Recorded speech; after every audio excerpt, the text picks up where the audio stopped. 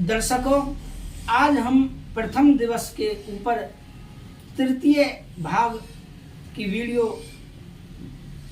Recording करने जा रहे हैं। आपसे निवेदन है कि कृपया हमारे इस YouTube चैनल श्री नारायण प्रसादम को सब्सक्राइब करना ना भूलें, जिससे कि प्रतिदिन की प्रतिदिन आपको वीडियो तथा अगला भाग आपको मिलता रहे।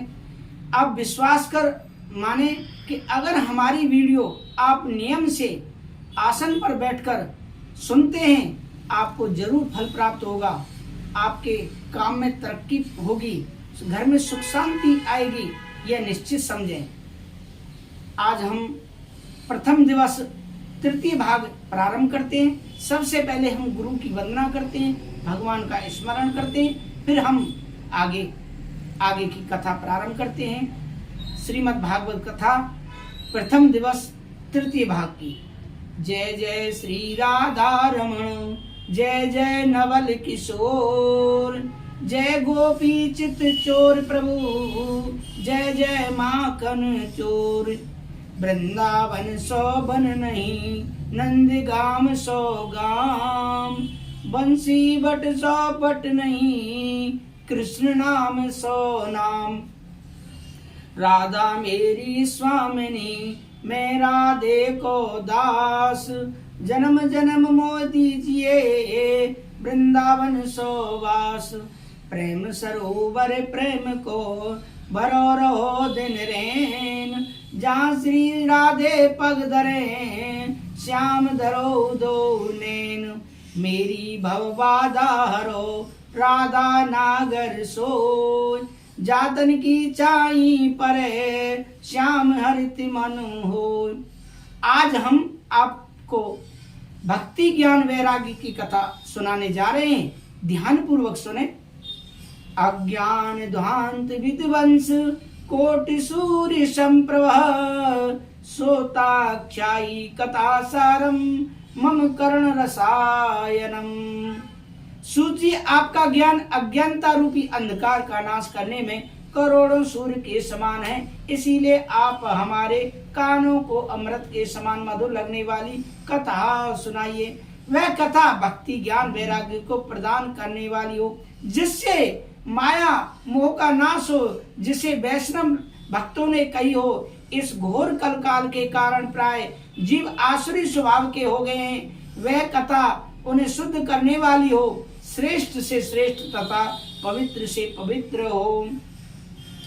कथा शुद्ध करने वाली हो, श्रेष्ठ से तथा श्रेष्ठ हो, पवित्र करने वाली हो, शीघ्र ही भगवान श्री कृष्ण को प्राप्त कराने वाली हो।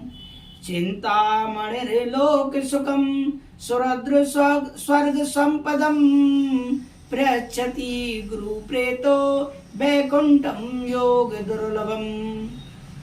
इसीलिए हे सूत जी महाराज, गुरु कृपा का प्रसाद हमें भी कृपा कर प्रदान करें। सूत जी महाराज प्रसन्न हो गए और प्रमदुत मन से बोले, हे शौनकादि ऋषियों, आपके मन में हमारे प्रति यदि इतना और स्नेह है तो अब हम तुम्हें समस्त शास्त्रों का सार ही सुनाने जा रहे हैं, जो संसार के भय को दूर कर देगा। इसे आप सावधान होकर सुनिए। जब कोई व्यक्ति कोई कीमती वस्तु देता है तो लेने वाले को सावधान कर देता है कि जरा संभाल कर रखिएगा।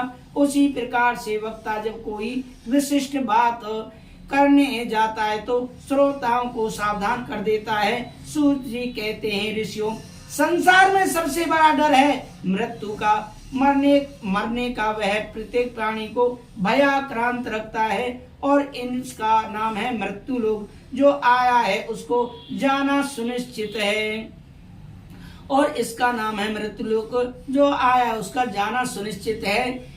यह सरकता रहता है, खिसकता रहता है। कोई कितना भी पकड़ने का प्रयास करें, यह किसी की पकड़ में नहीं आता। तो संसार सरक रहा है और हम चाहते हैं कि ऐसा ही बना रहे हमारे साथ। हमारे चाहने पर भी जब हम से खिसक जाता है तो हमें बड़ा कष्ट होता है। इस संसार को समाप्त करने के लिए, इस संसार भय को समाप्त करने के लिए महाभागवत श्री सुखदेव जी महाराज ने श्रीमद् भागवत संहिता को कल काल में प्रकट किया है। काल व्याल मुख ग्रास त्रास निर्णास हेतवे श्रीमद् भागवतम शास्त्रम कलौ किरण भासतम। किरण सुकेन भासतम, तोता बड़ा मीठा बोलता है किंतु बोलता वही है, उसे सिखाया जाता है। तो श्री सुखदेव जी महाराज ने भी जगत में कल्याणकारी भागवत रूपी फल प्रदान तो किया, पर यह मन मुखी फल नहीं है। उन्हें भी आचार परंपरा से जो प्राप्त हुआ वही उन्होंने संसार को दिया। जब महाराज परीक्षित के सामने मृत्यु का वह उपस्थित हुआ तो 7 दिन में मरना सुनिश्चित हो गया, तो वे अपने कल्याण का मार्ग खोजने के लिए निकले। महाराज परीक्षित ने सामने मृत्यु का वह उपस्थित हुआ तो 7 दिन में मरना सुनिश्चित हुआ, तो वह अपने कल्याण का मार्ग खोजने के लिए लगे। उसी समय महान मुनि श्री सुखदेव जी ने श्रीमद् भागवत कथा सहता के द्वारा परीक्षित को भय मुक्त कर दिया। जैसे गंगा के तट पर श्री सुखदेव जी भागवत सहता का प्रदर्शन करने के लिए विराजमान हुए तो देवताओं को पता चला कि सुधा कुंभम गृहीत्वा देवास्त्र तत्र समागमनम। सभी देवता लोग अमृत का कलश लेकर आए और सुखदेव जी को प्रणाम किया। अमृत का कलश सामने रख दिया। देवता बोले, महाराज हमने जैसे सुना है कि परीक्षित के सामने मृत्यु का भय उपस्थित हुआ है, इसलिए आप उन्हें कथा सुनाने जा रहे हैं। महाराज जी अमृत का कलश हमने ले आए हैं और परीक्षित को ये अमृत पिला दीजिए, तो वह मृत्यु भय से मुक्त हो जाएंगे। सुखदेव जी को सुनकर बड़ा आश्चर्य हुआ कि देवता लोग इतने परमार्थी कब से हो गए, और इतने परमार्थी कब से हो गए। मृत्युलोक में तो आए दिन मृत्यु होती रहती है, मरते रहते हैं। ना हमने बुलाया न परीक्षित ने पुकारा, तो बिना बुलाए ही देवता अमृत ले आए। यह तो महान आश्चर्य की बात है। एक प्रसंग के माध्यम से हम आपको सुना देते हैं। यहाँ एक प्रसंग आता है, पक्षीराज गरुड़ को अपनी माँ वनिता को दायस्तुत से मुक्ति दिलवाने के लिए अमृत की आवश्यकता पड़ी। वनिता और कद्रू में होड़ हुई और वनिता हार गई। शर्त ये रखी कि कद्रू ने कि यदि तुम स्वर्ग का अमृत हमें दे दो तो हम अपने दास से तुम्हें मुक्ति दिला देंगे। माता दास ये इसीलिए उनके पुत्र गरुड़ को भी दास बनकर रहना पड़ता है और सर्पों की सेवा करनी पड़ती है। सभी जो सर्प हैं गरुड़ के सिर पर सवार होकर कहते हैं उड़ो, तो जहाँ कहे वहाँ उड़ना, वहां जाना होता है, जाना पड़ता है। गरुड़ ने अपनी माता से कहा, माँ मैं इतना ताकतवर बलिष्ठ हूँ कि फिर भी मुझे इन सर्पों की दायित्व गुलामी करनी पड़ती है। मैं क्या करूं कि इस गुलामी से मुझे छुटकारा मिले। माने का बेटा मिल तो सकता है, पर इसके लिए तुझे स्वर्ग का अमृत लाना पड़ेगा।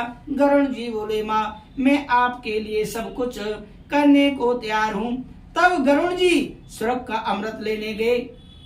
देवराज इंद्र ने वज्र लेकर युद्ध की चुनौती दी और कहा, तुम अमृत को हाथ भी नहीं लगा सकते। क्यों नहीं लगा सकते? गरुड़ जी ने कहा, आज सारे देवता मिलकर के भी मुझे नहीं रोक सकते हैं। गरुड़ ने बलपूर्वक अमृत का कलश देवताओं से छीन लिया। तब इंद्र घबराते हुए हाथ जोड़कर बोले, भाई तुम जिन सर्पों के लिए अमृत लेकर जा रहे हो, यदि उन्होंने अमृत पी लिया तो सर्वनाश हो जाएगा। दोनों के बीच समन्वय हुआ, संधि हुई, आपसी मेल जोल हुआ। गरुड़ ने अमृत लाकर सर्पों को दिया, जिससे माँ को दायित्व से गुलामी से मुक्ति मिली। उसी समय इंद्र आकर अमृत का अपहरण करके अंतर ध्यान हो गया। कहने का अभिप्राय है कि गरुड़ को आवश्यकता थी तो देवता लड़ने मिटने को तैयार हो गए। अंत में दिया भी नहीं। इसके विरुद्ध आज परीक्षित को बिना बुलाए ही अमृत देने चले आए। इसी बात पर सुखदेव जी को बड़ा आश्चर्य हुआ। क्या हुआ? तो देवताओं ने कहा, महाराज एक निवेदन हमारा भी सुन ले। यह स्वर्ग का अमृत आप परीक्षित को पिला दें, इसके बदले में जो कथा अमृत है आप इन्हें पिलाने वाले थे वह हमें पिला दीजिए। प्रपश्यामो वयम सर्वे श्रीमद्भागवतामृतम। देवताओं ने ये प्रस्ताव रखा तो सुखदेव जी बड़े जोर जोर से हंसे और बोले, और अरे ठगियाओ, तुम्हारे आते ही मैं समझ गया कि कुछ गड़बड़ है। गड़बड़ है बोले, अरे ठगियाओ, तुम्हारे आते ही मैं समझ गया कि कुछ गड़बड़ है। लोग बड़े स्वार्थी हो, अपना कार्य करने में बड़े निपुण हो, स्वयं कार्य है कुशलासुरा। स्वार्थी व्यक्ति यदि तुम्हारे फायदे की ज्यादा बातें करे तो समझ जाना चाहिए, सावधान हो जाना चाहिए कि हमारे प्रति यदि इतनी उदारता दिखा रहा है तो वह क्यों दिखा रहा है। तो देवताओं ने पहला फायदा तो परीक्षित का ही बतलाया कि महाराज इसे अमृत पिला दीजिए, अमृत को प्राप्त हो जाएगा, अमर हो जाएगा। तो सुखदेव जी तो उसी समय सजग हो गए, सावधान हो गए। अमृत कोई साधारण वस्तु तो है नहीं। समुद्र मंथन के समय प्राप्त हुए 14 रत्नों में सबसे दिव्य रत्न अमृत प्रकट हुआ, जिसके बंटवारे को लेकर बड़ा भयंकर देवासुर संग्राम हुआ। ऐसा वह दुर्लभ अमृत कलश निकला था, किंतु आज तक वह उतना की उतना भरा हुआ है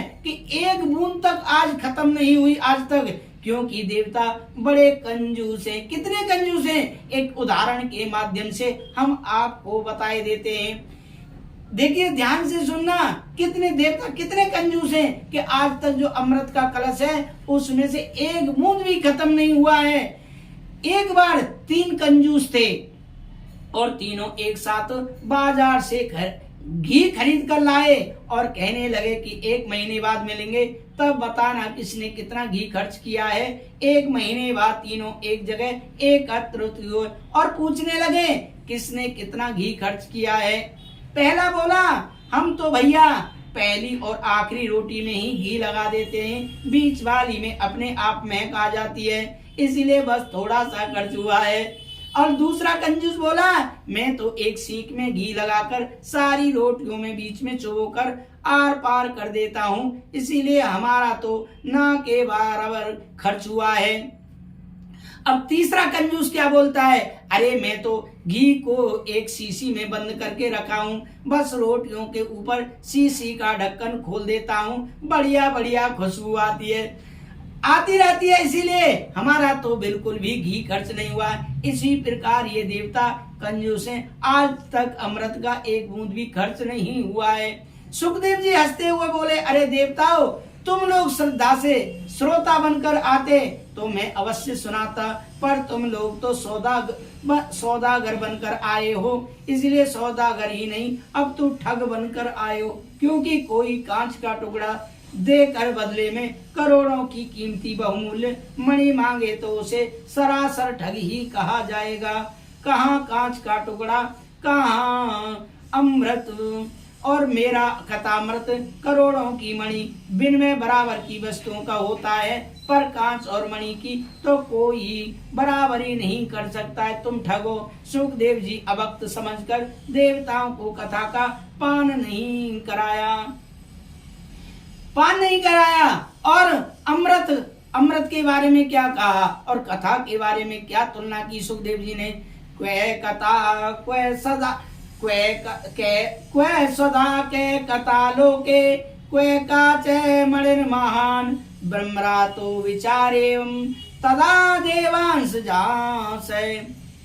क्वे सुधा क्वे कथा लोके क्वे काचे क्वे मणिर् महान ब्रह्मरातो विचारेवं तदा देवांश जासे। श्री सुखदेव जी ने देवताओं की इस व्यापारिक बुद्धि को देखा तो कहने लगे, देवताओं जैसे कांच मणि की बराबरी नहीं कर सकता, उसी प्रकार स्वर्ग का अमृत कथा अमृत के बराबर नहीं हो सकता। स्वर्ग अमृत दीर्घ जीवी बनाता है और कथा अमृत मनुष्य को दिव्य जीवी बना देता है। स्वर्ग के अमृत का फल है पुण्य क्षीणे मृत लोकम विनश्यति, पुण्य क्षीण हो जाने पर पुनः मृत लोक में आना पड़ता है। और कथा अमृत का फल है कल्पसाहम, यह पापों को नाश करने वाली है।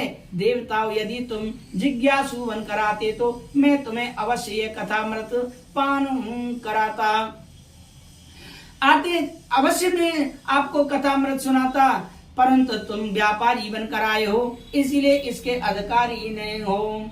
एकदा हि विशालायां चत्वारिंशो मला सत्संगार्थ समायता दद्रशुस्त्र नारदम।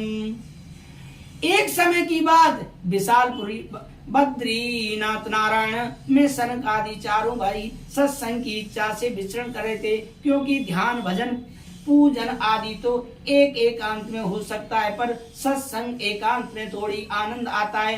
तो चारों भैया विचरण कर रहे थे। अचानक नारद जी को देखा। नारद जी को देखकर बहुत प्रसन्न हो गए। संत को जब कोई भगवत रसिक संत मिलता है तो बड़े प्रसन्न हो जाते हैं। आज कुछ भगवत चर्चा होगी और सनकादियों को तो जीवन ही भगवत कथा है। कथा मात्र जीवन है। पर जैसे ही नारद जी के निकट आए तो बड़ा आश्चर्य हुआ, क्योंकि नारद जी का मुख बहुत चिंतित नजर आया। सनकादि आश्चर्यचकित हो गए कि समाज की चिंता को दूर करने वाले परम संत श्री नारद जी आज चिंता तो रहे। पूछा, कथम ब्रह्मादीनि मुखम कुतश्चिंता तुरो भवान त्वरतम गम्यते कुत्र कुताश्च च गमनम तव। अरे नारद जी महाराज, आपका मुख इस प्रकार से लटका क्यों है? किस बात की चिंता आपको सता रही है? यह भागे भागे कहाँ से आ रहे हो, कहाँ से जा रहे हो? आपका मुख कमल तो ऐसे लग रहा है जैसे कोई महाकृपण कंजूस का धन चला गया हो। गत वित्तो यथा जने, तुम्हारा क्या चला गया? क्योंकि जो धन छीन लिया जाए वह संत महापुरुष ऐसे धन को अपना समझते ही नहीं। और महात्माओं का धन क्या है? वृंदावन में जाकर देखिए, हमारो धन राधा श्री राधा श्री राधा, परम धन राधा श्री राधा, परम धन राधा श्री राधा। अरे संतों का धन तो भगवान नाम संकीर्तन है, और जो गृहस्थी है उनका धन माया है। तो संत तो इससे बहुत दूर रहते हैं। आपने इतना छोटा सा मुंह क्यों बना रखा है? इतने दुखी क्यों हैं? अब हम आगे की कथा अगले एपिसोड में कहेंगे, अगले भाग में सुनाएंगे। आपसे निवेदन है कि हमारे इस श्री नारायण प्रसाद यूट्यूब चैनल को सब्सक्राइब करना ना भूलें, जिससे कि आपको अगली कथा के अगले भाग का नोटिफिकेशन आपको मिल सके। ऐसा आपसे आग्रह निवेदन। राधे राधे, जय श्री राधे।